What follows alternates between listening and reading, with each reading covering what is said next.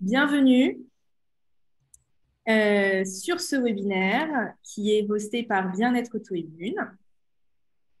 Donc, le thème du webinaire aujourd'hui, c'est SIBO, définition, cause, solution et lien avec les maladies auto-immunes. Nous avons ici Juliette qui va nous présenter, qui nous a préparé une super présentation sur le SIBO. Avec vraiment, ça rentre beaucoup dans les détails. On va comprendre ce que c'est déjà la définition, les symptômes, les différentes solutions, ce qui peut causer le SIBO, hein, qui est un dérèglement au niveau micro du petit intestin, et surtout le lien avec les maladies auto-immunes. Et je vais vous le présenter un petit peu aussi en amont, le lien qu'il y a avec les maladies auto-immunes. Alors, si je peux juste bien demander à tout le monde d'éteindre leur micro, je ne sais pas si je peux le faire moi de mon côté. Margot, je vois qu'il y a un micro qui est allumé. Alors, est-ce que Juliette, tu arrives toi à avoir accès? Je crois pas, hein. J'essaie de regarder, mais Participant, je t'ai mis en focus. Je vais essayer de régler le problème. Je vais cliquer sur le petit logo micro pour le mettre en off.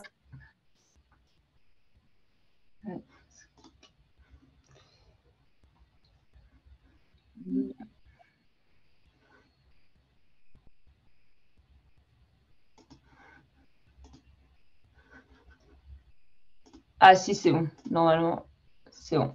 J'ai à couper. Ça devrait être bon. Ok, génial. Alors, je me présente. Moi, comme à chaque fois, je me présente, donc je vais essayer de pas trop rentrer dans les détails. Si vous voulez vraiment connaître plus sur mon histoire et surtout mon histoire de spondylarthrite, donc de maladie auto-immune et de santé digestive, je vous invite à aller voir. J'ai fait une vidéo YouTube assez longue de 16 minutes, mais au moins vous pouvez faire du avance rapide sur Laura Nutrition. C'est ma chaîne YouTube. J'ai que 3 vidéos dessus, mais c'est une vidéo où je parle vraiment de mon histoire. Donc, vous pouvez rentrer un petit peu plus dans les détails dans cette vidéo-là. Donc, je m'appelle Laurent Chemanda. Je suis nutrithérapeute et coach EIP. Je suis aussi spécialisée en santé intestinale. Donc, je suis basée aux États-Unis. J'ai été formée aux États-Unis. J'ai fait quelques formations complémentaires aussi en France et aux États-Unis, dont celle de spécialisation en santé intestinale et de maladies auto-immunes, qui est le coach EIP. On s'est rencontrés dans cette formation avec Juliette, d'ailleurs, le coach EIP. J'utilise beaucoup donc, tout ce qui est test fonctionnel. On trouve un petit peu plus difficilement en France, mais qu'on trouve en France aussi. Donc, c'est des tests de microbiote, hein, des prélèvements de sel, où on va regarder toute la fonction digestive. On va avoir vraiment un profil très complet du microbiote au niveau du gros intestin. Comprendre est-ce qu'il y a des pathogènes, quelle pourrait être la cause en fait des symptômes digestifs ou pas que, parce que je fais ça aussi pour des personnes qui ont des maladies auto-immunes, mais pas forcément de symptômes digestifs, parce qu'on va le voir un peu tard, mais tout vient des intestins, ou en grande partie ça vient des intestins. Donc c'est vraiment un test très complet. J'allie ça avec, je fais beaucoup aussi des tests de sensibilité alimentaire, donc ça c'est avec une prise de sang. Évidemment, en tant que nutrithérapeute, j'utilise l'alimentation hein, comme outil de base et des changements d'habitude de vie. Et je regarde un petit peu aussi, on se plonge un petit peu dans la santé émotionnelle, mais c'est vraiment un accompagnement à 360. Je fais des accompagnements sur 3 mois ou 4 mois.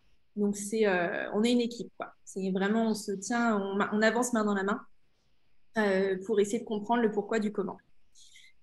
Pour mon histoire, je suis diagnostiquée, enfin j'ai été diagnostiquée d'une SPA, donc spondylarthrite ankylosante, en 2014. J'ai eu 6 mois d'errance médicale, ce qui paraît une éternité quand on est dedans, mais en réalité, quand on regarde les statistiques, c'est entre 4 et 5 ans d'errance médicale, la moyenne d'errance médicale pour les maladies auto-immunes. Donc, c'est quand même plutôt court comme période. Je me sens assez chanceuse. La chance que j'ai eue, c'est que ma mère, au même moment, a eu un diagnostic aussi. Donc, ça m'a aidée. C'est vrai que ça a été très violent pour moi. Je me suis réveillée un matin avec des douleurs atroces dans les sacroiliacs qui ont fait que s'augmenter et accroître pendant la prochaine semaine, 2 semaines. Et à partir de là, je n'arrivais plus à marcher. Donc, je tenais à peine debout pour faire de mon lit à la salle de bain ou au canapé. Et bon, j'ai dû quitter mon travail, hein, j'ai dû quitter ma vie, quoi. Donc, ça a été un petit peu compliqué. J'avais 23 ans, pleine de vie, pleine de tout. Et c'est vrai que ça a été quand même une violence aussi, on va dire, émotionnelle quoi, et mentale, hein, tout autant que physique. Et donc, j'ai eu 2 années de vraie souffrance, passées au lit, à pas pouvoir travailler, à rien pouvoir faire. Au début, de passer de médecin en médecin. Par la suite, j'ai eu la chance d'aller aux États-Unis. Donc, pour le travail de mon mari, on a dû déménager aux États-Unis. Et c'est là, donc évidemment, ça faisait très peur parce qu'on est loin de nos médecins, de notre traitement, de tout ça, hein. J'étais sous biothérapie. Donc, on a réussi à trouver une organisation logistique, mais c'est la meilleure chose qui m'est arrivée, puisque c'est vrai que une fois arrivée là-bas, j'ai été plongée dans un monde qui est beaucoup moins accessible en France et en Europe. Euh, c'est la médecine fonctionnelle. Et donc là, j'ai trouvé des médecins qui cherchent la cause du problème, donc des médecins fonctionnels, des nutrithérapeutes. Et donc, j'ai été suivie dans cet encadrement-là, qui était au départ complémentaire à mon encadrement médical classique. Je continuais mes biothérapies, mais mon but, c'était vraiment de pouvoir, moi, personnellement, d'arrêter mes médicaments. Je ne voulais pas prendre ça à vie. Je voulais pouvoir tomber enceinte sans souci. Et puis, je n'étais pas rassurée des effets secondaires. Et donc, j'ai été suivie par un médecin extraordinaire qui s'appelle Dr. Osborne, donc Dr. Osborne, qui est au Texas, mais qui voit des personnes un petit peu partout dans le monde. Ça reste extrêmement cher. J'ai mis toutes mes économies que j'avais. Ça m'a coûté quand même $6 000 en tout, hein. Donc, ça a été très, très cher, mais ça a été pour moi l'investissement de ma vie. Et donc, en 18 mois, on a développé un protocole vraiment adapté à mes besoins. On a trouvé, compris ce qui allait pas, hein, dans mes intestins. Alors, j'avais pas SIBO, je l'ai eu plus tard, mais à ce moment-là, j'avais pas SIBO, j'avais d'autres dysbioses, d'autres pathogènes et d'autres soucis. Donc, on a réglé tout ce problème-là. Et en parallèle, j'ai découvert le protocole AIP. Donc, en anglais, c'est Autoimmune Protocol. En français, le protocole auto-immune, qui est un protocole majoritairement alimentaire, mais pas que. On regarde vraiment tous les aspects de la vie pour comprendre d'où peut venir ce déclenchement de dérégulation immunitaire. Et voilà. Et donc, j'ai été passionnée de ça. En 18 mois, je me suis remise sur pied. Ça fait 4 ans que je suis en rémission et que je vis une vie très pleine. J'ai une petite fille maintenant de 3 ans. Et c'est vrai que j'ai arrêté mon protocole, je suis tombée enceinte tout de suite après. C'était vraiment mon but. Et voilà. Et donc, je me suis passionnée de ça. Je me suis reconvertie. J'ai fait des études en thérapie nutritionnelle et tout ça. Et voilà. Aujourd'hui, c'est ma passion. Et donc, bien-être auto-immune fait partie d'un de mes projets un peu passion pour essayer de rendre, de combler cette injustice que j'ai retrouvée en me disant, si j'avais pas été aux États-Unis, j'aurais pas eu toutes ces informations-là. Et donc, j'ai envie d'amener toute cette information et cette approche naturelle à la communauté française et francophone. Voilà. Juliette, je te laisse te présenter. Donc bonsoir à tous. Donc moi je suis diététicienne nutritionniste en France. J'ai été diplômée en 2016 et là j'ai été récemment diplômée en Nouvelle-Zélande cette année. Et mon parcours personnel et professionnel m'a amené à m'intéresser de plus en plus aux troubles digestifs et notamment au SIBO dans ce qu'on va parler ce soir. Et j'ai également eu un diagnostic de maladie auto-immune il y a de ça 3 ans, je crois. Bon, ça devait être bien avant, mais j'ai vraiment eu le diagnostic il y a 3 ans et on m'a assez rapidement proposé une ablation de la thyroïde que j'ai absolument refusée. Et c'est là où je me suis vraiment plongée dans les informations, dans la lecture et fait des formations. Et en fait, aujourd'hui, je vis très bien, sans médicaments, sans troubles digestifs, la grande majorité du temps. Donc voilà, tout va bien. Et c'est aussi pour ça que j'ai à cœur de vous partager, parce qu'il y a beaucoup de solutions qui existent, qui ne sont pas forcément facilement accessibles pour tout le monde et qui ne sont pas toujours très bien compris. Le SIBO, ça reste quand même quelque chose qui est peu connu en France et qui est pourtant extrêmement présent et au final, il y a des solutions qui fonctionnent dont on va parler ce soir. Voilà, en gros. Donc, je vous ai expliqué un tout petit peu, mais donc ce projet, donc ce webinaire est fait dans le cadre de Bien-être auto-immune. Chaque mois, j'invite, pas forcément un coach IP d'ailleurs, mais j'invite un spécialiste du domaine et du topic sur lequel on parle, toujours en rapport avec les maladies auto-immunes. Et le but, c'est vraiment d'enrichir en fait toute cette bibliothèque de ressources qu'on construit sur ce site qui est vraiment un hub où on retrouve tous les articles autour des maladies auto-immunes et de cette approche, les webinaires, que vous retrouvez tous les replays sur le site, tout est gratuit. Il y a un annuaire de coach avec les coachs IP, mais pas que. Il y a aussi une liste de médecins fonctionnels francophones, des naturopathes, des nutrithérapeutes. C'est vraiment très complet. On a une newsletter aussi. Et voilà, un petit peu tout. On explique un petit peu aussi l'approche AIP et ce que c'est ce protocole AIP. Voilà, un petit rendement du site pour que vous reconnaissiez la prochaine fois si vous rendez sur le site bien-être-auto-immune.com. Pour vous parler, donc je vous disais les IP. Alors, on ne se focalise pas que sur les IP. Et je ne veux vraiment pas que bien-être auto-immune soit forcément 100% égal à les IP, au protocole auto-immune. Mais j'aime beaucoup cette slide en particulier juste pour montrer et vraiment comprendre que quand on a une approche autour des maladies auto-immunes et qu'on veut essayer de retrouver la santé, il faut vraiment voir ça avec un œil global, holistique, 360. Et donc, je trouve que les 5 piliers de l'EIP représentent bien ça avec l'alimentation, qui n'est pas forcément l'unique pilier. On a tendance à penser qu'il y a uniquement l'alimentation, mais pas que. Il y a la gestion proactive du stress, il y a le sommeil, le mouvement et la connexion, qui sont tous les uns les autres aussi importants que les uns et qui ont tous un impact sur cette dérégulation immunitaire et sur cet intestin poreux. Je vais vous expliquer ce que c'est juste après. Avant de vous expliquer ce que c'est l'intestin poreux, on va reprendre les bases. Donc, pour déclencher une maladie auto-immune, il faut 3 choses. Une prédisposition génétique, par exemple le HLA-B27 pour les spondylarthrites ankylosantes, pour moi, par exemple, pour les cœliaques, le HLA-DQ8. Après, malheureusement, on n'a pas forcément fait le lien avec tous les gènes pour toutes les maladies auto-immunes, mais ce sont des exemples. En tout cas, il y a une prédisposition génétique, mais elle représente que 30% des facteurs déclencheurs. Donc, ce n'est pas parce qu'on a une prédisposition génétique que forcément on va développer la maladie. On peut passer, les gènes à nos enfants, surtout si on se fait tester, on le voit, hein, si on a un ou deux allèles, donc si on a pour sûr la possibilité de passer notre gène. Mais la bonne nouvelle, c'est que 70%, enfin les 70% restants sont plus ou moins sous notre contrôle, puisqu'ils il rentre en jeu les facteurs déclencheurs qui sont environnementaux.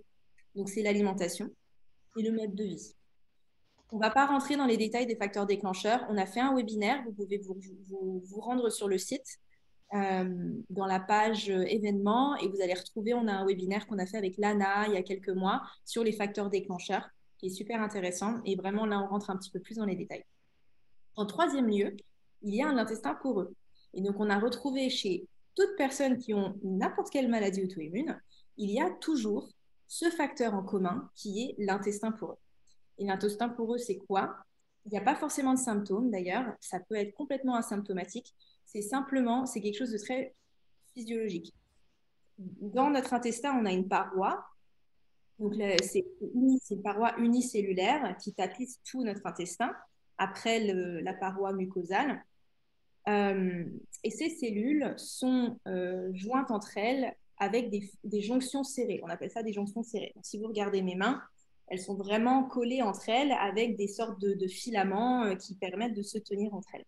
Ces filaments vont s'ouvrir et se fermer en fonction de si on peut laisser passer des bonnes choses ou pas. Quand il y a des bons nutriments, on ouvre, on laisse passer. Quand il y a des mauvais nutriments, des pathogènes, des choses comme ça, on reste bien fermé. L'intestin poreux veut dire qu'il y a ces filaments qui s'ouvrent trop facilement par tout un processus un peu complexe, mais qui va tendance à s'ouvrir trop facilement. Le gluten a cet impact-là avec la zonuline, mais sinon qui est aussi endommagé.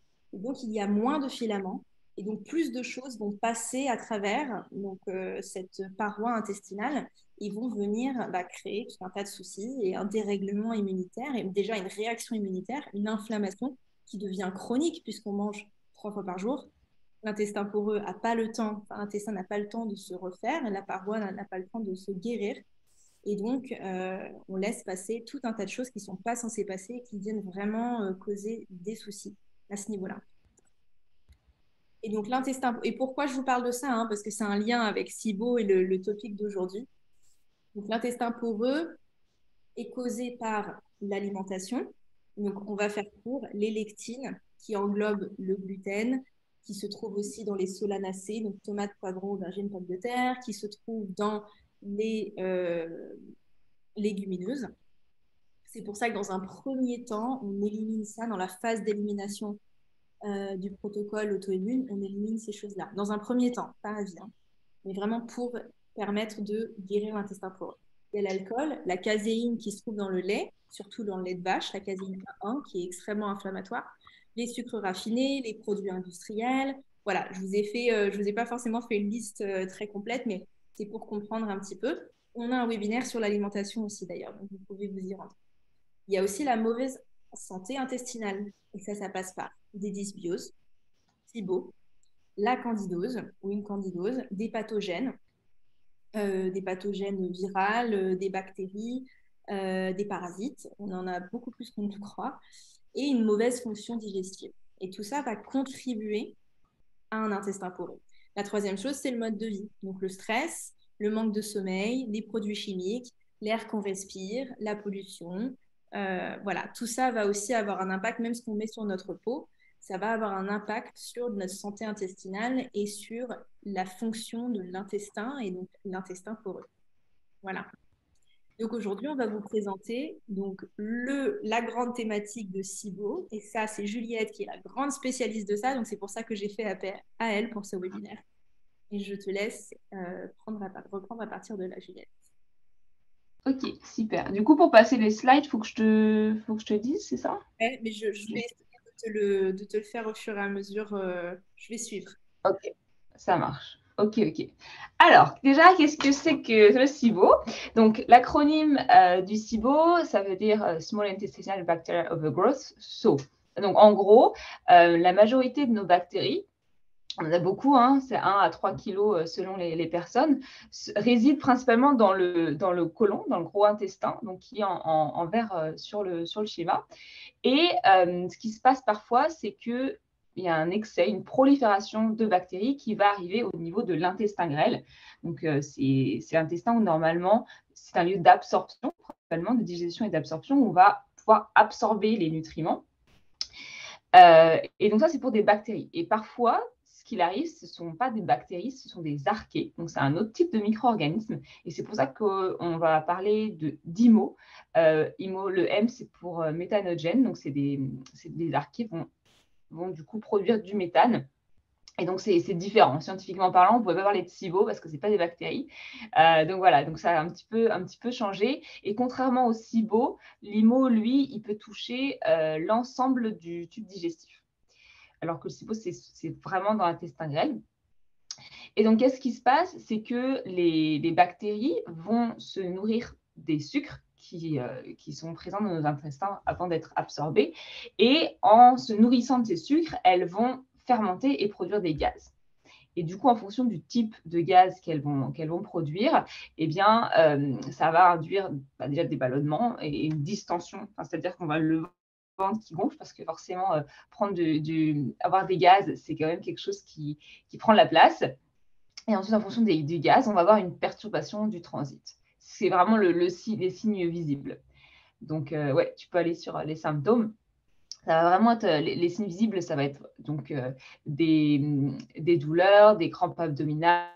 On va avoir des ballonnements, des gaz, comme je le disais. Ce ventre, un peu, c'est souvent les gens qui disent j'ai l'impression d'être enceinte. Et des fois, ça varie au cours de la journée, c'est-à-dire que le matin, c'est plus plat et puis le soir, c'est vraiment au summum. On peut avoir du coup de la constipation ou des diarrhées. Donc, dans le terme de l'IMO avec des méthanogènes, donc c'est un gaz qui va plutôt ralentir le transit et du coup, on va avoir plutôt une constipation. Alors que l'hydrogène qui est produit par les bactéries, c'est plutôt un gaz qui va accélérer le transit et on va plutôt avoir des diarrhées. Après, l'un n'empêche pas l'autre, on peut avoir des alternances diarrhée-constipation parce qu'on peut avoir SIBO et IMO, hein, c'est toujours plus fun. Donc, c'est totalement possible. Après, donc, vu que les bactéries vont proliférer dans l'intestin, on va avoir une malabsorption de certains nutriments et donc on peut voir souvent des carences en vitamine B12. Alors, vitamine B12, c'est un peu particulier parce qu'il y a les deux extrêmes. Des fois, c'est vraiment des carences et des fois, c'est des taux vraiment anormaux parce que les bactéries peuvent produire aussi de la B12 et donc on peut vraiment observer les deux. Des vitamines liposolubles en A et D, souvent, ça c'est aussi très fréquent. Et puis après, il y a vraiment les signes qui, moi, me mettent tout directement sur la piste. Donc, ça va être des symptômes qui vont se développer suite à la prise d'antibiotiques ou les IPP, c'est tout ce qui est prescrit pour les reflux, souvent, donc tout ce qui est en homéoprazole, les choses comme ça, surtout à moyen long terme, parce que des fois, on ne dit pas aux personnes d'arrêter. Donc voilà, ça c'est un gros problème. Tout ce qui est opioïdes, donc ça va être des médicaments assez costauds. Hein, donc ça c'est plutôt quand on est à une chirurgie. Ça c'est très fréquent. L'autre symptôme aussi, c'est quand les probiotiques qui sont beaucoup prescrits ou trouvés au jour d'aujourd'hui aggravent les symptômes parce que forcément, mettre des bactéries là où il y a déjà trop de bactéries, c'est pas forcément la bonne équation. Alors, c'est pas toujours inintéressant dans certains cas post à la fin, parce que je vous expliquerai tout à l'heure que c'est vraiment tout un protocole quand on a un SIBO. Mais voilà, au début, c'est vraiment quelque chose qu'il faut éviter.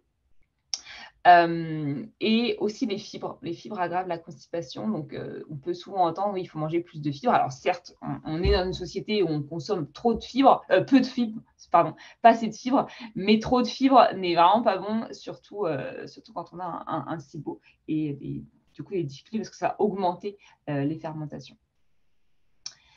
Donc voilà. Ah oui, donc après, il y a des souvent l'halito, c'est vraiment ce qui est mauvaise haleine ou des pathologies dans la bouche parce que tout est relié hein, et ce qui reflète aussi nos intestins et peut se trouver dans la bouche. Et donc ça aussi, on a aussi souvent ce type de symptômes.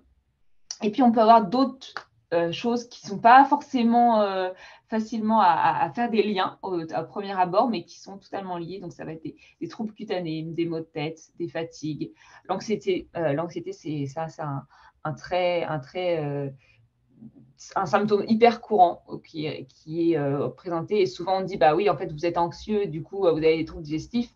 Oui, mais des fois, c'est aussi parce qu'on a des troubles digestifs qu'on est anxieux. Donc, voilà, il faut aussi, comme le disait tout à l'heure aussi Laurent, il faut agir sur les deux plans.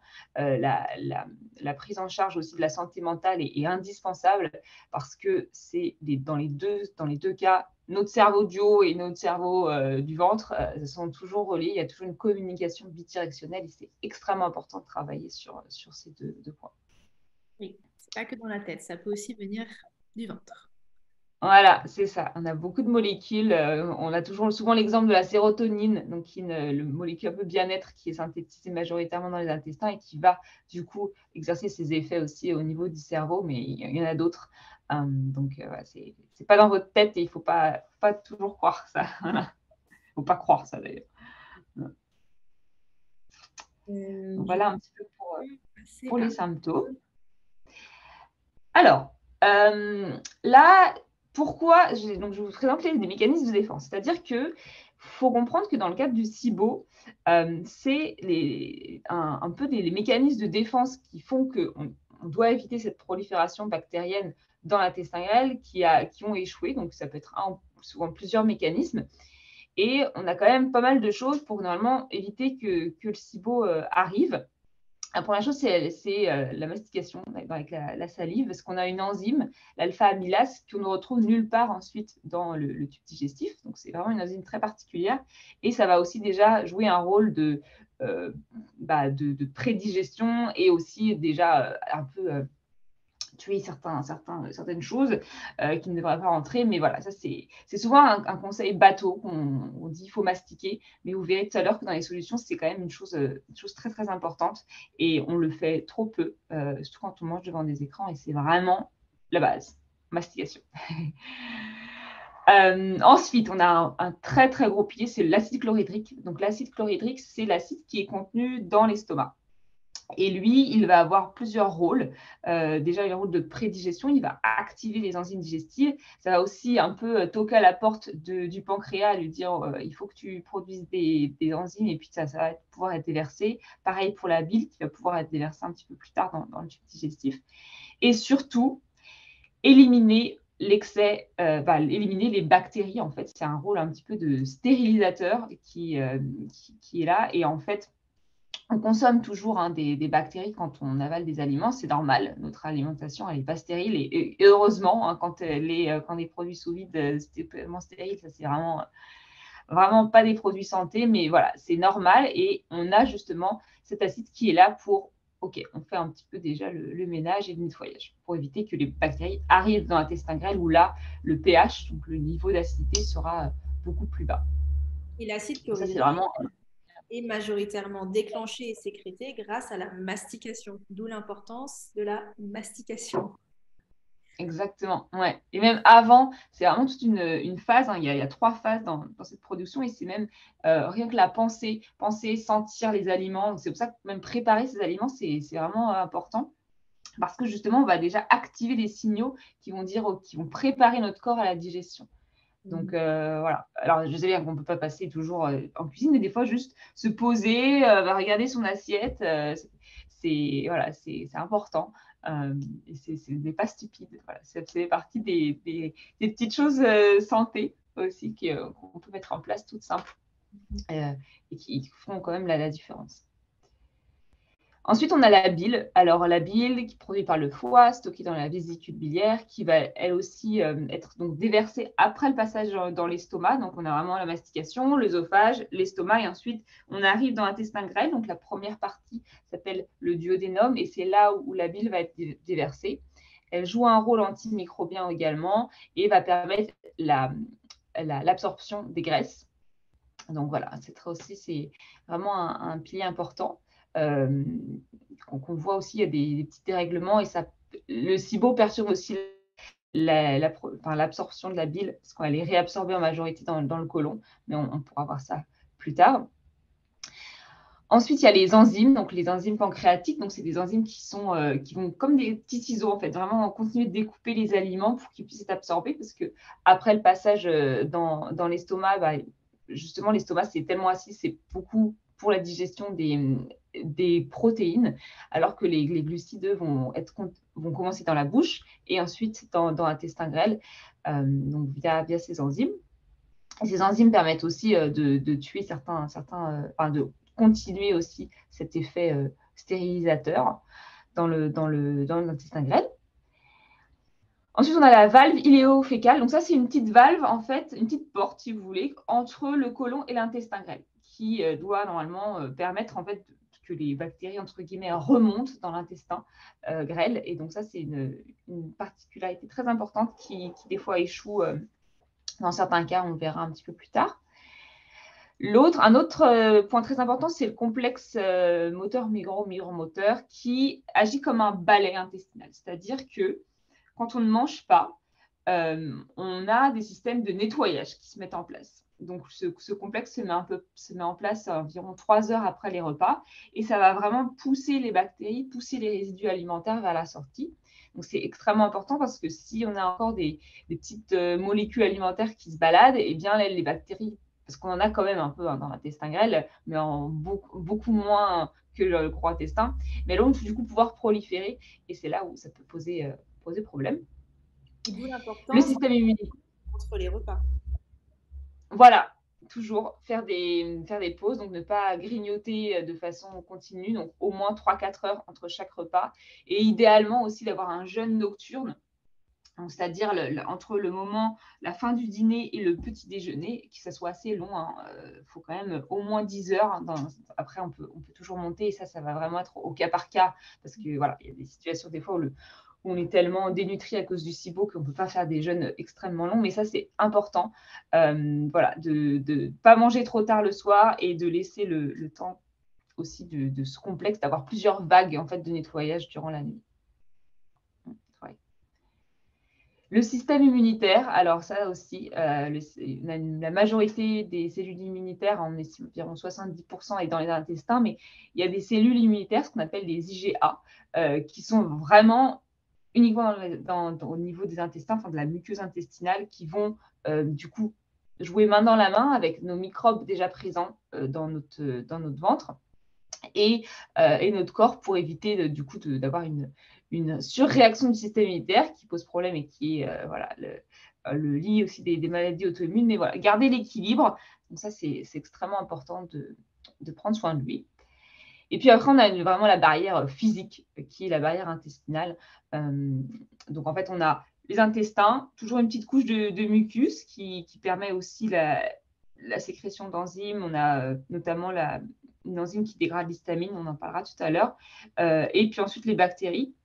Et donc voilà, ça c'est vraiment un équilibre. Et des fois, même ce mucus, je ne l'ai pas mis aussi, mais ça fait partie de la barrière intestinale, va être vraiment dégradé parce que les bactéries vont même commencer à le manger. En gros, c'est schématisé, mais c'est quand même ce qui se passe. Et donc, elles vont pouvoir attaquer la muqueuse intestinale et induire du coup il va y avoir une hyperperméabilité et donc du coup une activation ensuite du système immunitaire. Donc voilà, c'est vraiment tout ça pour vous dire que on a plein de choses qui font que ça a très bien marché, mais des fois, il y a des éléments, des systèmes de défense qui vont du coup échouer à jouer leur rôle.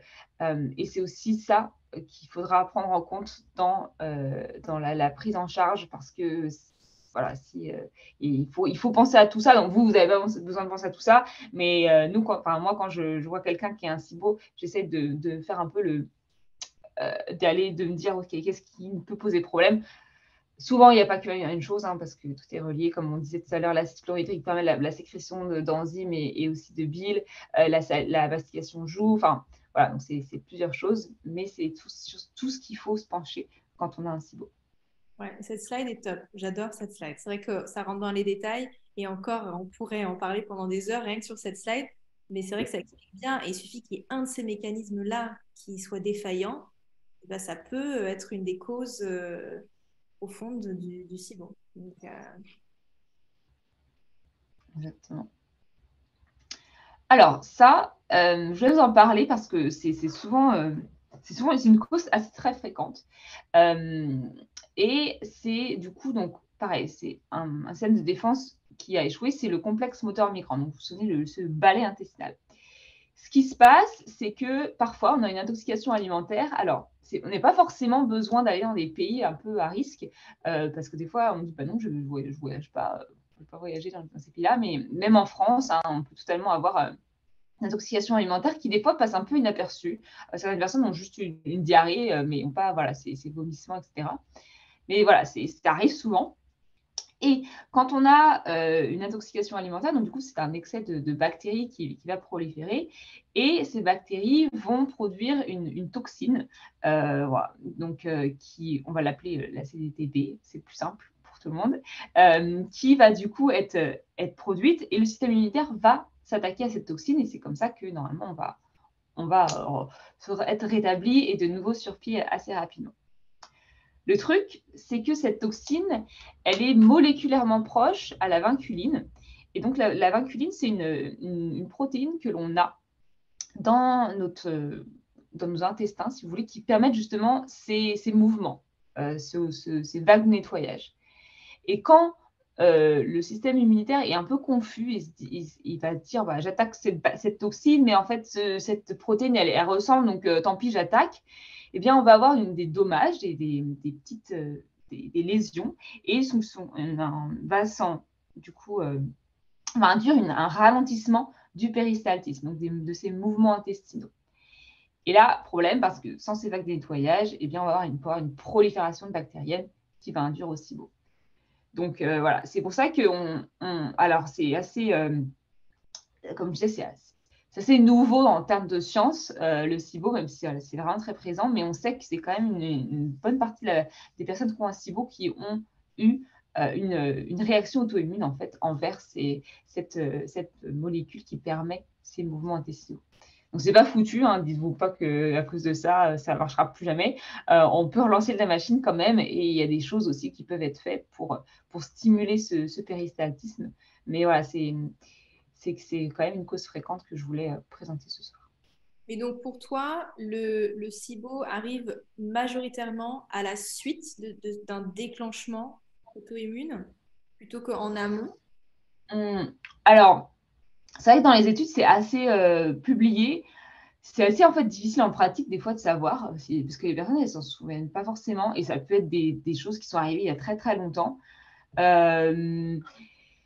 Après, moi je trouve qu'il y a quand même autre chose que le complexe moteur migrant. C'est vraiment le truc que je vois en pratique et qu'on peut au final je trouve que l'acide chlorhydrique, le manque d'acidité et du coup qui en découle le manque d'enzymes et de bile, je trouve que c'est le truc qui vient le plus souvent, parce qu'ensuite découle du tout d'une mauvaise digestion, découle ensuite d'intolérance alimentaire, et du coup on va encore moins consommer des aliments et ça va induire des carences.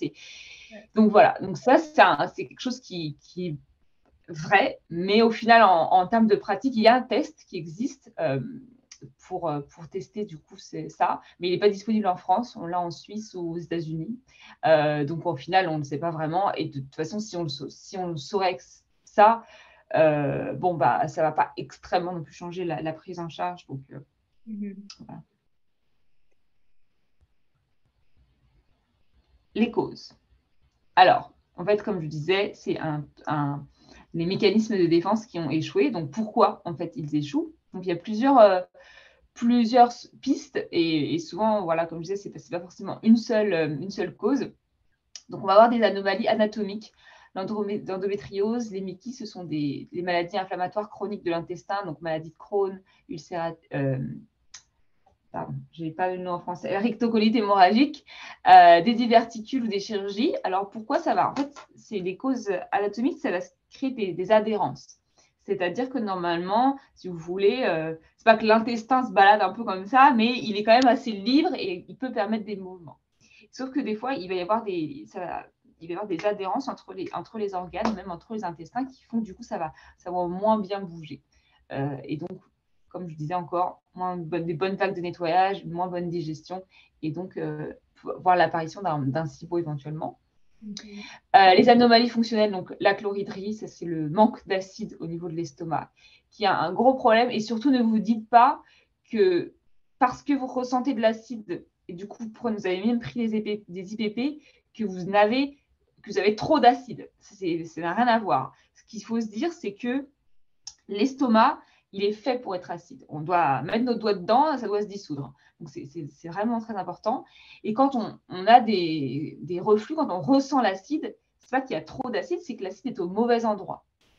Et donc, pourquoi il est au mauvais endroit? C'est encore ça. Hein, il faut toujours se poser la question du pourquoi, et c'est un peu notre rôle. Et c'est pas, voilà, j'ai un symptôme, on prend un médicament, parce que sinon, ça résoudra rarement le problème. Mais c'est plutôt que quand l'acide remonte au niveau de l'estomac, de l'œsophage, qui lui n'est pas protégé comme l'estomac contre cette acidité, eh bien c'est que le petit clapet en fait entre l'œsophage et l'estomac reste entrouvert, qui permet du coup que cette acidité remonte. Et l'une des causes que ce clapet reste entrouvert, c'est justement pas suffisamment d'acide. Donc, ça peut paraître complètement incohérent de se dire, ah bah, en fait, je ressens l'acide, donc j'ai pas assez d'acide, mais c'est pourtant ce qui se passe en pratique. Et donc, donner des IPP, en fait, ça va masquer le symptôme, qui sont les brûlures, parce que ça va justement encore plus diminuer le taux d'acide dans l'estomac. Mais on l'a vu, l'acide, c'est vraiment un point clé dans la digestion. Et donc, prendre des IPP même moyen, ça dépend du tout du moyen chez des personnes, mais c'est vraiment des des aliments qui doivent être évités, sauf en cas d'ulcère très important. Et là encore, on a même des solutions alternatives qui fonctionnent très bien.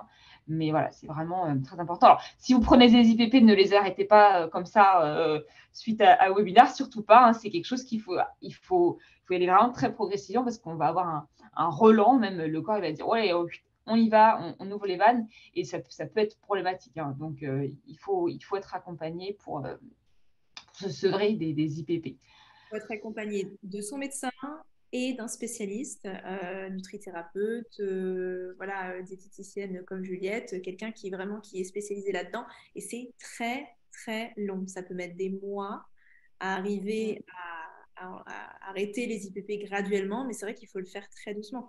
Mais je suis contente que tu parles de ça parce qu'on en parle trop peu, surtout en France, je trouve. Même si, bon, moi, je suis aux États-Unis et les IPP, je pense que c'est le médicament qui est le plus prescrit de tous les États-Unis. Une personne sur deux en prend. Mais c'est quand même vachement prescrit en France aussi. Et puis, c'est pris, on peut acheter ça en pharmacie. Hein, et puis, ouais. Libre service, voilà. ça Mais c'est souvent ça, on a un problème, on veut un quick fix, quelque chose qui va résoudre, mais c'est vraiment un problème et un facteur aggravant. Et comme Donc, quoi, il faut vraiment comprendre le pourquoi du comment, pas simplement venir masquer un symptôme et se dire, bon, bah, c'est bon, je peux continuer ma journée, parce que ça va faire que s'empirer au bout d'un moment. Et le pourquoi du comment est super important. Pour cet exemple-là, je suis contente que tu en parles. Ouais. Ouais, non, et puis en plus, il suffit de lire, hein, les IPP vont induire aussi des carences, parce que forcément, qui dit manque d'acide, on va moins bien pouvoir digérer, qui va du coup aussi pouvoir perturber tout l'ensemble du corps et apparaître des désordres. Il y a notamment la vitamine B12, dont son petit taxi est fabriqué grâce à l'acide au niveau de l'estomac et ensuite va être absorbé plus loin. Et ça, des fois, on a des B12 extrêmement effondrés et une carence en B12, même au niveau neurologique. Les gens, ils sont fatigués, ils perdent leurs mots, ils ne savent pas pourquoi. Il faut déjà aller voir au niveau de la B12 ce qui se passe.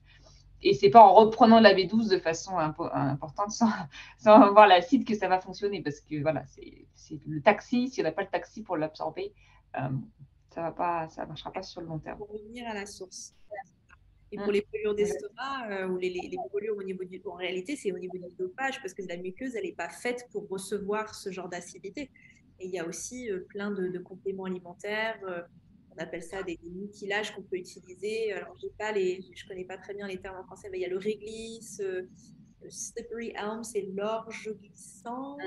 L'orme rouge, on la trouve en France. Mais ouais, c'est bon. Il y a tout un tas de La choses. vitamine. Hein, donc voilà, les IPP ne sont pas la finalité. Non.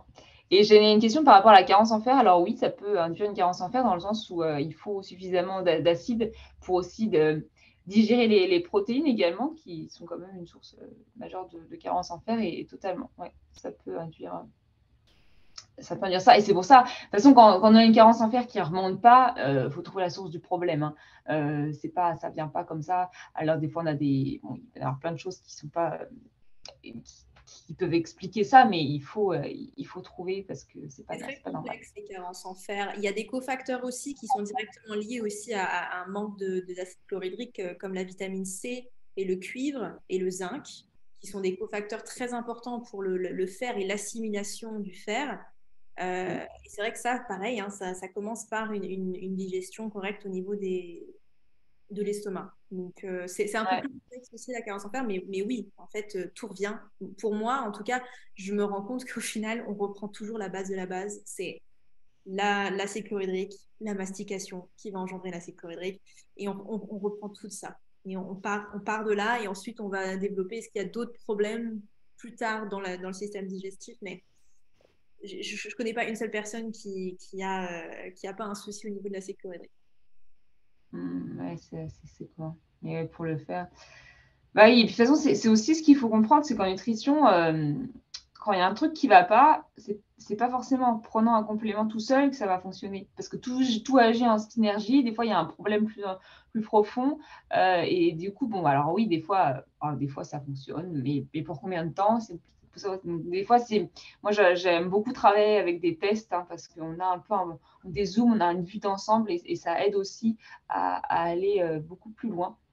Donc, voilà. Et juste quand même pour la carence en verre, parce que moi, je le rencontre quand même très souvent, une des causes aussi, c'est pas en lien avec ce soir, mais c'est les règles abondantes. Ça, du coup, un dérèglement hormonal, parce que d'avoir des règles hémorragiques, c'est pas normal. Donc, voilà, c'est aussi une cause fréquente. Donc, voilà. Après, donc, anomalie fonctionnelle, le complexe moteur migrant, toujours lui, le dysfonctionnement de la valve iléo-fécale, la production insuffisante d'enzymes digestives, l'immunodéficience, alors c'est l'immunodéficience, pardon. Donc ça, c'est un peu ce qu'on voit à l'hôpital. C'est-à-dire que souvent, il y a beaucoup de médecins qui disent mais non, SIBO, c'est pas possible, on va que ça à l'hôpital parce que c'est quelque chose qu'on observe en fait à l'hôpital assez souvent. Mais voilà, on l'a vu, même des personnes plus saines entre guillemets, donc au quotidien, peuvent avoir aussi un problème au niveau du système immunitaire dans l'intestin. Avec le dosage des IgA sécrétoires, on peut le voir également. La radiothérapie abdominale, donc qui va aussi perturber tout ça. L'hypothyroïdie, alors ça c'est un big biggie comme j'appelle, parce que la thyroïde, c'est vraiment, donc c'est une hormone, une glande qui est située au niveau du cou et qui va sécréter des hormones. Et l'hormone active, la T3, va vraiment agir sur toutes les cellules et va permettre aussi la bonne sécrétion d'acide, va permettre les bons mouvements intestinaux. Donc ça, c'est extrêmement important. C'est vraiment une hormone qui rentre dans la cellule, qui va activer les usines énergétiques qu'on appelle les mitochondries et qui va aussi donner de l'énergie et aussi donner du coup au corps de pouvoir bien fonctionner. Et ça, c'est hyper fréquent. Et l'hypothyroïdie, c'est pas... franchement, on n'en parle pas suffisamment. Alors, Laurent, toi, tu parlais de l'acide chlorhydrique. Moi, je me bats contre l'hypothyroïdie parce que les normes labo ce n'est pas forcément les normes santé. On a des grosses fourchettes en France par rapport à la TSH, notamment, qui est la principale hormone dosée. Mais déjà, le problème, c'est que les normes sont trop vastes, mais aussi que la TSH ne suffit pas. Ce n'est pas un bilan thyroïdien. Donc, quand on vous dit vous avez fait un bilan thyroïdien, mais qu'il y a la TSH, non. La TSH, c'est l'hormone qui stimule la thyroïde. Et c'est pas parce qu'on stimule quelque chose que derrière, ça fonctionne bien. Déjà, il faut savoir que la TSH va produire majoritairement de la T4. Donc, c'est une hormone qui est inactive et qui va devoir être transformée en T3. Et donc ça, déjà, ça demande quand même pas mal de choses dans le corps. Une bonne santé aussi digestive. Donc, tout est relié, de toute façon. Il faut travailler sur tout. Mais voilà, il faut, pour avoir un bilan thyroïdien, la TSH, les hormones T3 et T4 libres, donc les hormones circulantes, et aussi tous les cofacteurs. Si vous voulez, ma caméra, les cofacteurs, parce que pour justement synthétiser des hormones, il faut notamment de l'iode. Et alors, l'iode, ça, c'est un truc qui manque. Je pense que c'est 90% des personnes chez qui on arrive à faire le dosage. Bon, après, j'ai un biais, hein, bien sûr, parce que les gens viennent avec des soucis, mais voilà, c'est souvent un problème, l'iode. Et après, tous les cofacteurs qui vont être nécessaires pour justement activer ces hormones thyroïdiennes et qu'ensuite, l'hormone puisse entrer dans la cellule.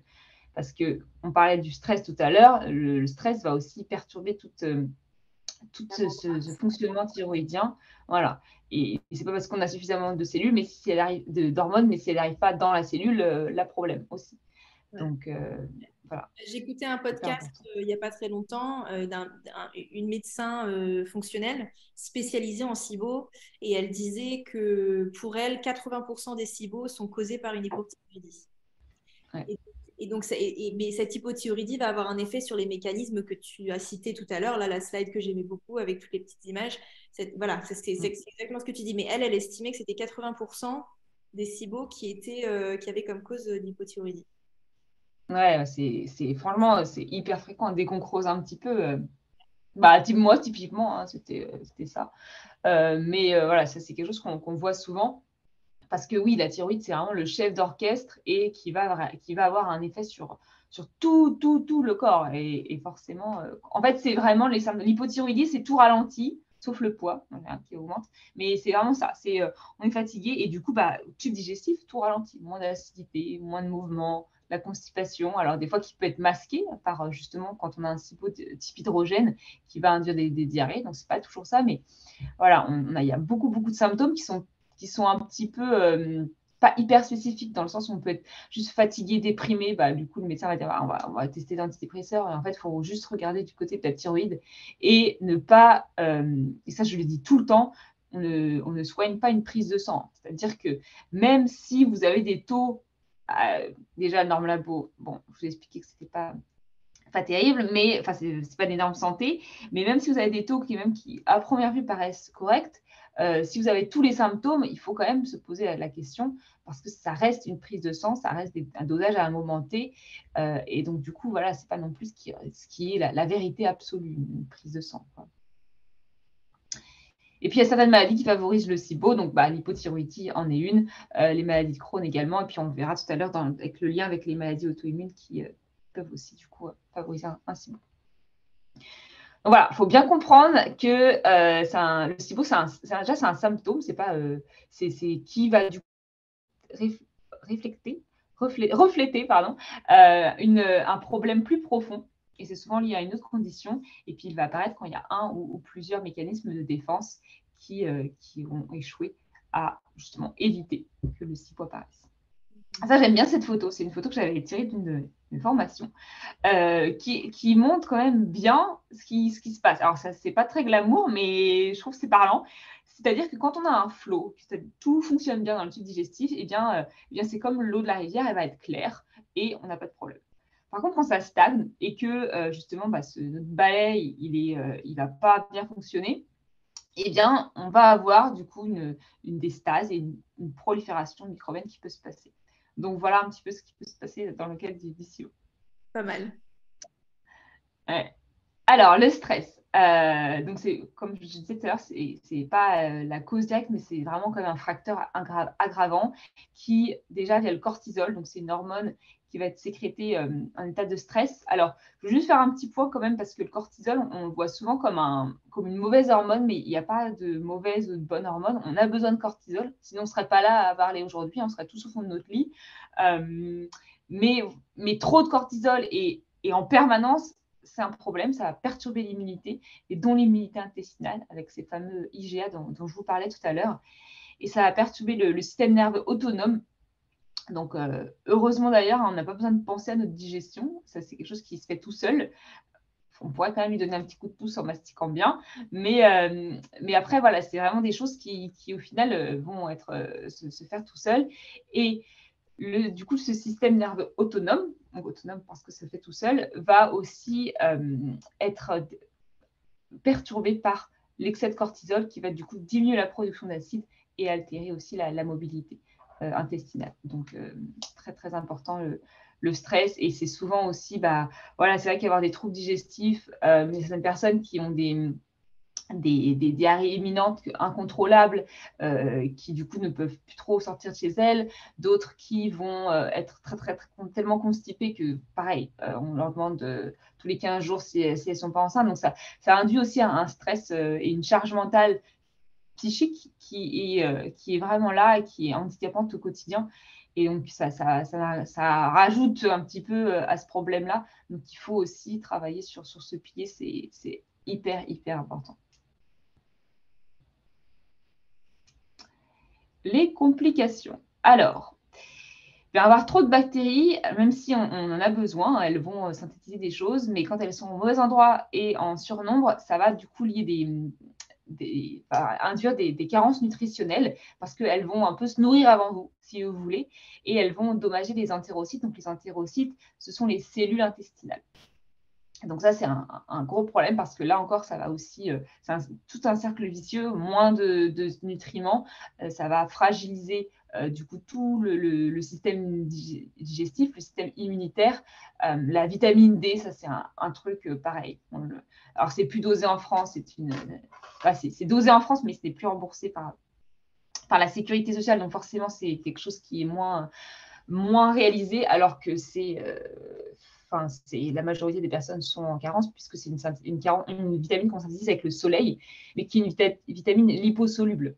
C'est-à-dire qu'elle est soluble dans l'huile, dans dans le gras. Et ça, c'est une vitamine extrêmement importante pour l'immunité et la santé digestive. Et pour plein d'autres choses, la maladie auto-immune aussi, c'est très très relié. Une carence en vitamine D, c'est le meilleur risque de maladie auto-immune. Et ça, c'est quelque chose d'extrêmement important. Donc, il faut absolument résoudre ça. C'est pas forcément facile justement quand on a un SIBO parce que on a une malabsorption, mais il y a des petites choses qu'on peut faire quand même pour déjà commencer à combler les carences nutritionnelles, le temps de s'occuper justement de la prolifération bactérienne. Compléments, hein, ça, c'est sûr que ça, on commence par les compléments alimentaires. Mais je vais te dire, alors oui, c'est pas remboursé par la Sécu, mais quand on a une maladie auto-immune, honnêtement, il faut se faire tester au minimum une fois par an.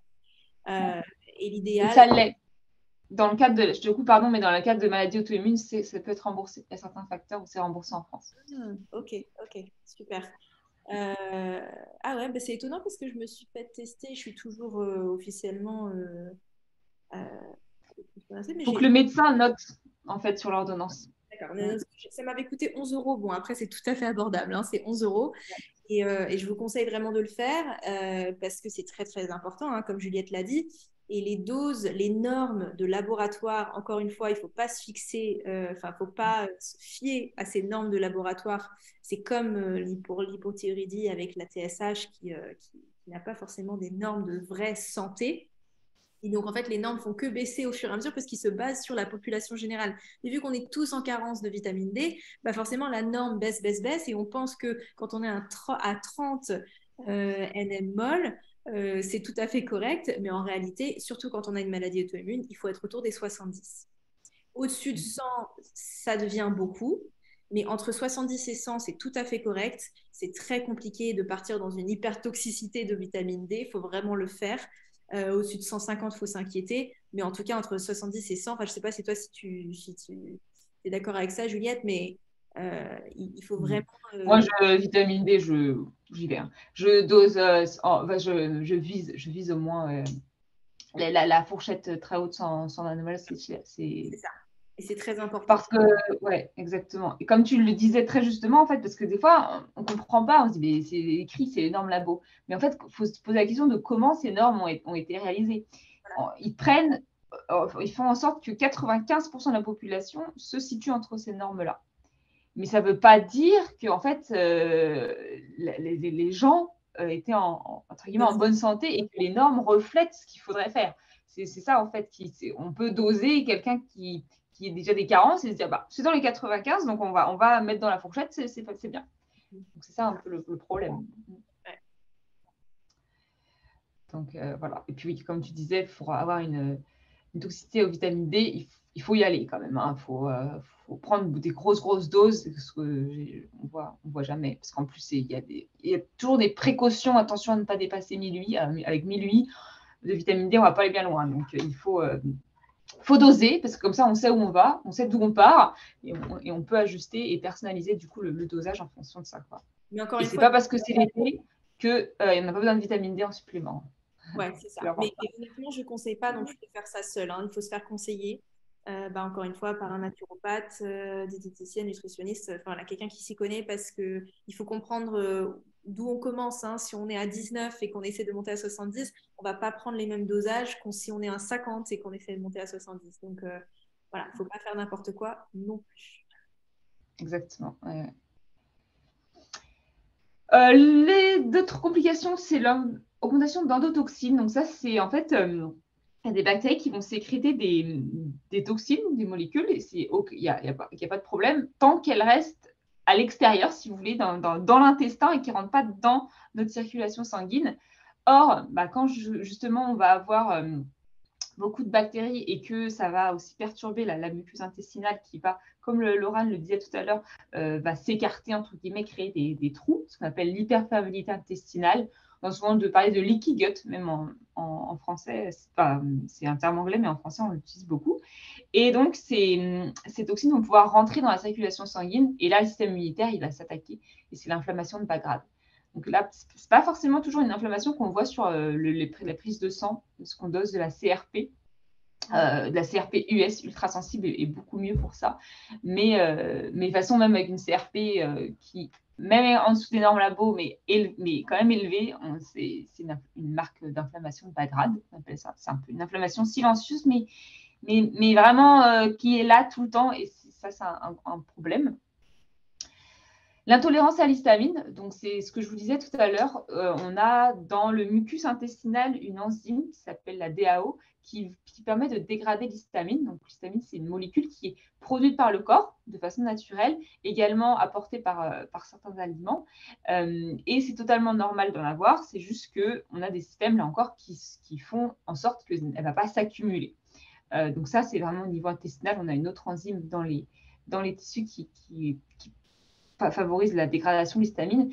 Donc, l'histamine, on pourrait en faire un webinaire entier là-dessus, mais il faut se dire que c'est tout le temps secondaire à quelque chose. On n'a pas une intolérance à l'histamine comme ça, on se réveille un matin, non. Et c'est fréquent dans le terme du SIBO. Des fois, ça arrive après. Parce qu'on a fait aussi des choses et qu'on a le temps de restaurer, si vous voulez, de renforcer la muqueuse intestinale, on peut avoir une intolérance à l'histamine passagère. Donc, ça arrive. Mais voilà, il ne faut pas s'inquiéter. Je le dis souvent, ne vous inquiétez pas, on va y travailler et on peut totalement résoudre cette intolérance qui est passagère.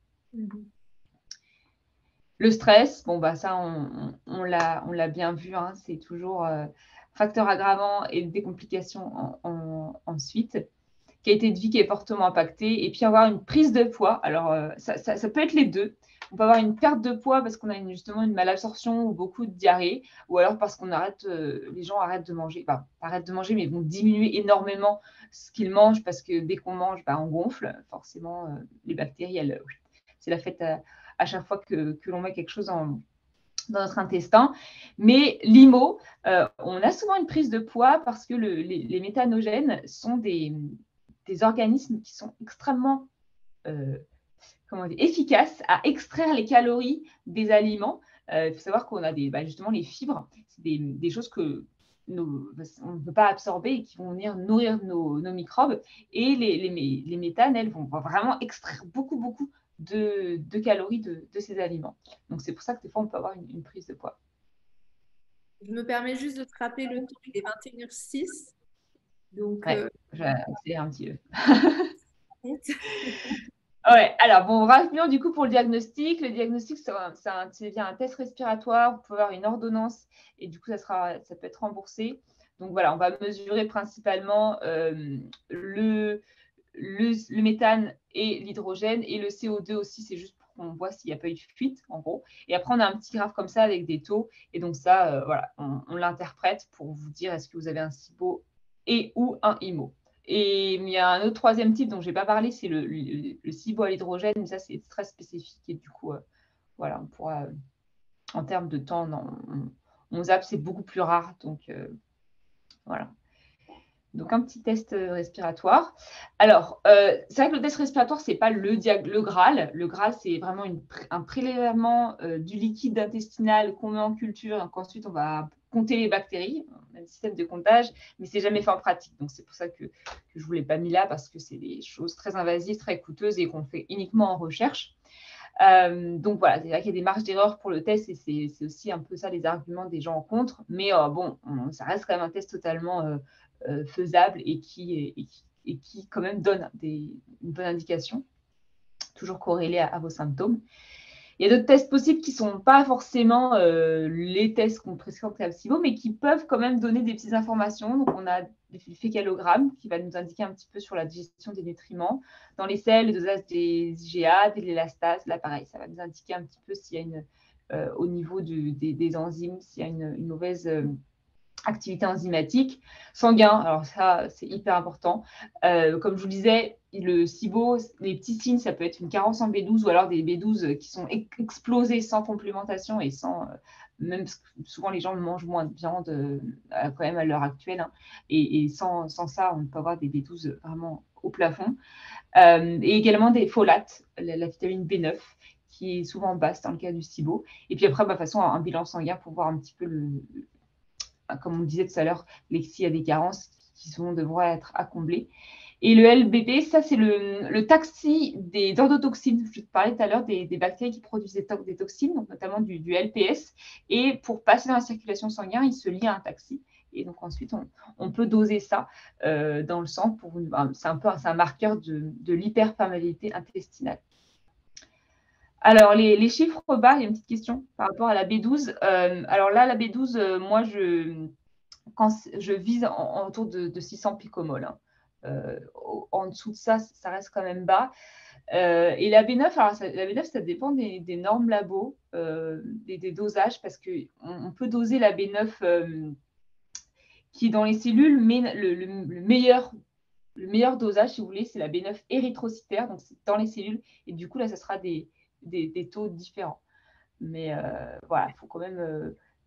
dites-vous, du coup, pour la B9, parce que ça va vraiment dépendre des normes labo, vraiment haut, et sachez qu'il faut garder en tête que ce n'est pas la B9 érythrocytaire qui est souvent dosée, et donc on peut aller un peu plus loin et de façon plus précise en termes de dosage.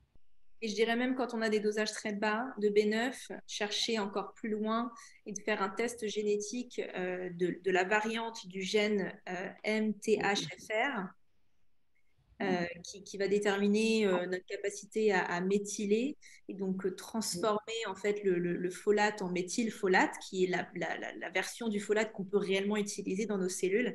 Et donc ça, c'est important aussi de savoir si on a cette prédisposition génétique ou pas à méthyler correctement ou pas. Parce que si on vient complémenter et qu'on complémente et qu'on prend du folate pur ou de l'acide folique, ça va rien changer. Ça va absolument rien changer au dosage. Et donc, il faut prendre du méthylfolate ou du folate méthylé. Voilà. Ouais, et ça, moi, en fait, à tout le monde. Et c'est une aberration de trouver encore de l'acide folique dans les médicaments, pour les femmes enceintes, sans doser le MTHFR. Mais voilà, prenez du méthylfolate, comme ça, vous êtes sûr. Moins, voilà, vous êtes tranquille, exactement. Et donc, par rapport au SIBO, donc, vous avez deux options, l'antibiothérapie ou la phytothérapie. Il y a des avantages et des inconvénients dans les deux cas. L'antibiothérapie, en France, on n'a pas la rifaximin, qui est l'antibiotique majeur étudié dans le cadre du SIBO et qui est un antibiotique qui va rester principalement dans les intestins, avoir une action locale et qui ne va pas non plus perturber encore plus d'autres microbiotes, parce qu'on a aussi des espèces bactériennes un peu partout dans notre corps. Et donc voilà, ça c'est un traitement, donc c'est avec votre médecin à chaque fois. Et la phyto, donc ça peut être des plantes antimicrobiennes qui sont très efficaces hein, également. C'est pas parce qu'on utilise des plantes que c'est moins efficace. C'est des fois un peu plus long, c'est pas remboursé. Après, moi, je vais pas vous le cacher, je suis pas du tout anti-antibiotique. Il y a des fois où il y a des cas, en fait, ça marche pas, la phyto, où il y a des choses. Et l'antibiotique, ça fonctionne très bien. Donc, ça dépend vraiment des personnes. Mais franchement, voilà, la prise d'antibiotiques, c'est que ça reste quand même un problème, même dans notre société actuelle, avec la résistance à l'antibiotique, c'est un fait réel. Et c'est surtout qu'en France, on n'a pas la rifaximin. Donc, on prend des alternatives qui ne sont pas non plus le top du top. Au moins avec la et puis ensuite, pas les effets secondaires. Au moins avec la phyto. Ouais, alors la phyto, on peut avoir des effets secondaires qu'on appelle le die-off, mais c'est quelque chose qu'on peut moduler. C'est-à-dire que si on a... parce que le die-off peut être très, très, très violent, mais voilà, il faut moduler, donc diminuer la posologie ou arrêter le protocole, et on peut vraiment voilà, limiter l'effet secondaire. Ouais. C'est vrai que des fois, la phyto, ça peut être violent, surtout que, comme je disais, quand les bactéries meurent, elles libèrent des toxines. Si on a en plus une hyperperméabilité intestinale, un système immunitaire un peu plus fragile, ça peut être compliqué. Donc voilà, il faut prendre au cas par cas. La phytothérapie, j'utilise. Alors, je n'ai pas ce mot en français. Je crois que ça s'appelle des liants, des binders. Donc, c'est une synergie de liants. Il y a alors, ça va dépendre lesquels, pour quel type de phyto, mais souvent, c'est à base de clay, d'argile, de charbon. Enfin, c'est vraiment une synergie avec une dizaine de différentes choses qui vont venir lier, en fait, s'accrocher à ces bactéries qui sont en train de se décrocher du microbiote et de la paroi intestinale. Elles vont venir s'accrocher à ça. Ça se prend en dehors des repas et en dehors de la prise des compléments alimentaires. Et ça aide vraiment à éviter ce problème de die-off. Moi, je ne me pose même pas la question, je le fais à chaque fois. Ouais. Ouais, alors moi, alors pas tout le temps, ça dépend des cas. C'est vrai que le charbon, ça peut marcher, mais c'est pas hyper bien toléré des fois chez les personnes. Moi, j'aime beaucoup le NAC, le N-acétylcystéine, qui va aussi agir sur les biofilms euh, et soutenir l'immunité. Mais c'est vrai que oui, dans certains cas, les binders, ouais, ça peut être utile. Ouais. Mais bien prendre. Et donc, du coup, après, travailler sur tout ce qui est, on l'a parlé, gestion du stress, l'alimentation. Alors, des fois, il y a des régimes qui peuvent être mis en place. Régime pour en FODMAP, alors, attendez, en français, le régime des glucides spécifiques, biphasique. Donc, il y en a plein, en fait. Après, souvent, le point commun, c'est qu'on réduit les glucides temporairement pour éviter justement d'alimenter les bactéries. Et ensuite, on réintroduit tout le temps, bien sûr. Il ne faut jamais zapper cette étape. On ne reste pas dans une alimentation pour en FODMAP ou très stricte à long terme. La micronutrition, toujours. L'activité physique pour aussi travailler sur la mobilité intestinale. On peut prendre même un prokinétique qui va justement un petit peu stimuler ces vagues de nettoyage. Dans certains cas qui sont beaucoup plus rares et liés à des maladies, donc ça va être des fistules, diverticulites, ou il peut y avoir la chirurgie, mais ça, c'est vraiment très, très spécifique. Donc, voilà un petit peu pour les traitements. Et donc, par rapport aux maladies auto-immunes, alors, quelques chiffres, je ne vous ai pas je ne vais pas vous ennuyer avec toutes les études scientifiques, mais il y en a beaucoup. Enfin, il y en a quand même pas mal qui sont publiés. Avec la maladie cœliaque, 9 à 55%. Donc, la maladie cœliaque, c'est quand on a une réaction vers le gluten et le seul traitement, c'est l'éviction du gluten strict à vie. Ça toucherait 9 à des fois plus de la moitié des personnes qui ont la maladie cœliaque, qui ont été diagnostiquées d'un SIBO. Donc, faut toujours y penser, même si on a toujours les symptômes. Avec Crohn, ça c'est vraiment quelque chose qui est trop peu connu. Ça peut faire penser des fois à des récidives, alors qu'en fait c'est un SIBO. Donc voilà, on peut vous dire, en fait on teste la calprotectine fécale, on dit bon, il y a un petit peu d'inflammation, pas plus que ça, mais voilà, il faut se pencher sur le SIBO. Et c'est souvent des fois s'il y a des chirurgies où plus il y a eu de chirurgie, plus le risque de SIBO augmente. On peut avoir des fistules, comme je vous ai mis sur l'image là, donc une communication entre les intestins, mais même sans chirurgie, il peut y avoir un risque de SIBO. Donc ça, c'est extrêmement important d'en parler à votre médecin si vous avez les symptômes dont on a évoqué aussi. Avec la sclérodermie, alors ça c'est pareil, une des maladies auto-immunes les plus touchées par le SIBO.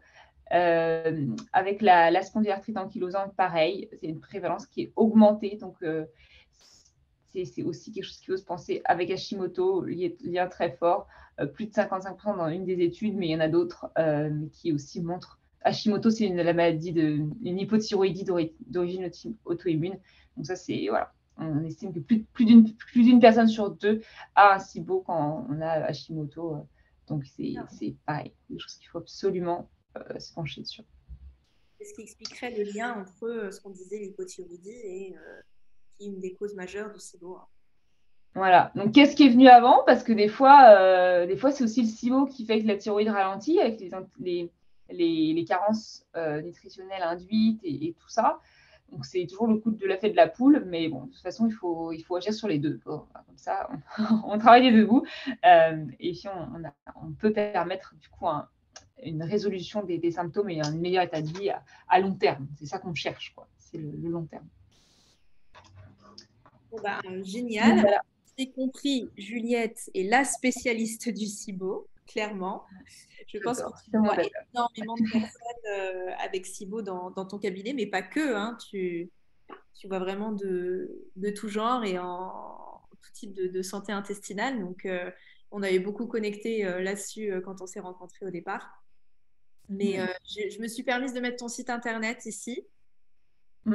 Ouais, j'ai plus de contenu, des articles aussi. Ça, c'est vraiment, je me bats aussi parce que le SIBO, c'est quelque chose qui est peu connu. On le connaît encore plus, mais il faut vraiment, il y a quand même un truc que je vais retenir ce soir, c'est que ça existe vraiment, mais que c'est pas non plus en en allant avec des bulldozers, des antibiotiques ou même des plantes antimicrobiennes tout seul que ça va résoudre le problème. Il faut toujours aussi travailler à la source. Et comme je disais, la nutrition, c'est hyper important, mais la gestion du stress aussi également. Et donc voilà, c'est vraiment tout un tout. Il faut dézoomer, travailler sur le corps en son ensemble et le renforcer dans ses fonctions. Donc, c'est vraiment ça qu'il faut retenir. Voilà. Et puis, si vous voulez voir d'autres articles ou si vous avez des questions, il ne faut pas hésiter à aller sur mon site. Juliette a des super articles. D'ailleurs, c'est elle qui s'occupe aussi du blog de bien-être auto-immune. Donc, je te remercie, Juliette, qui fait ça bénévolement. On le fait tous. On travaille sur ce projet vraiment de manière bénévole. Et c'est vrai que Juliette est très forte en tout ce qui est éducatif et transmission de savoir. Donc, je vous invite à aller voir son blog. Et il me semble que tu avais un programme à un moment donné pour le SIBO. Ouais. Alors, pour le régime pour FODMAP, parce que je vois un peu des horreurs et des atrocités sur le net. Et donc, du coup, voilà, c'est un programme qui vous permet de suivre le régime pour FODMAP alors que ça ne suffit pas à lui seul, mais c'est pour aussi vous donner des infos. Donc, ça peut être complètement complémentaire avec la personne qui vous accompagne et qui va vous aider aussi à réintroduire, parce que des fois, on est bloqué en phase 1 et c'est important de réintroduire les aliments. Et c'est comme dans tout, les FODMAP, quand on a des intolérances envers ces FODMAP, s'il y en a beaucoup, c'est pas l'aliment le problème, c'est les capacités à les digérer, vos fonctions digestives. Mais voilà, c'est un programme pour justement vous aider un petit peu à mettre en place ce protocole. Ce régime, c'est même pas forcément le bon, mais ce protocole FODMAP pour aussi, du coup, soulager vos symptômes et ensuite réintroduire selon un protocole assez précis. Voilà. Qui est aussi important de faire accompagner. C'est toujours plus difficile de le faire seul. Ouais, c'est ça. Puis il y a tellement de choses à penser. Vous savez, nous, quand on pose des questions, ça cogite. On essaie de faire des liens et d'avoir des plans. Donc voilà. Moi, j'adore. Moi, j'ai l'impression d'être Sherlock Holmes. À chaque fois que je fais une consultation, c'est tout. Alors, il y a ça, c'est connecté à ça. Et c'est vrai qu'il faut penser à tout, mais c'est super intéressant. Et au final, voilà, ça fait travailler un peu les méninges, ça c'est clair. En parlant d'accompagnement, je me permets de vous parler d'un programme que je viens tout juste de lancer avec Lana, qui est aussi coach EIP d'ailleurs. Elle est coach en santé, spécialisée en maladies auto-immunes. Et moi, j'ai le côté spécialisé en santé intestinale. Et donc, on s'est associés toutes les deux pour créer un programme spécifique pour les personnes qui ont des maladies, pas des maladies auto-immunes uniquement, qui ont une spondylarthrite ankylosante. On est toutes les deux diagnostiquées d'une spondylarthrite. Et c'est vrai qu'on a toutes les deux un parcours très similaire où on a retrouvé la santé après des changements de vie. Et donc, on accompagne des personnes dans ce même changement de vie-là. Donc, on a décidé de faire un programme en groupe sur 6 semaines avec un module différent par semaine. Il y a une énorme composante éducative. On va expliquer, on va revoir en fait toute la base, les causes des maladies auto-immunes, les facteurs déclencheurs, et puis accompagner les personnes à travers des changements de vie alimentaire, et puis surtout à comprendre d'où pourrait venir leur cause et leur déclenchement immunitaire. Donc voilà, donc je vous invite à vous rendre aussi là-dessus si vous êtes concerné ou si vous connaissez quelqu'un qui pourrait en bénéficier. Ça commence le 25 septembre, le programme, et on a une réduction de moins 20% jusqu'au 5 août si vous vous inscrivez avant le 5 août. Donc, le programme s'appelle Revivre pleinement avec une spondylarthrite et vous pouvez nous retrouver sur loran-lana.com. Voilà. Alors maintenant, je vais ouvrir les questions. On a répondu quand même au fur et à mesure aux questions, mais il y en avait une au tout début, Juliette. Tu as posé la question du titre de ton livre, si tu peux rappeler le titre de ton e-book. Ah oui, alors j'ai plusieurs e-books. J'ai l'e-book de recettes, des e-books sur la lipothyroïdie. Et ça, franchement, comme le disait Laura, moi j'ai vraiment à cœur d'expliquer aussi. Donc c'est aussi pour comprendre les mécanismes et vous donner quand même les clés, les points importants. Il y a toujours des recettes, des menus aussi dans chaque e-book pour essayer de mettre en pratique quand même la théorie et tout ce que vous apprenez. Donc voilà, j'en ai plusieurs. Vous pouvez les retrouver sur mon site et j'ai j'ai également du coup le programme voilà, sur le régime pour FODMAP et un livre aussi, e-book aussi dédié au régime pour FODMAP que j'actualise parce que ça, c'est aussi un truc, c'est souvent, ça change, la science évolue et donc du coup, j'actualise tous les ans. Quelles sont les causes du retour d'un SIBO? Alors, c'est vrai que des fois, ça revient.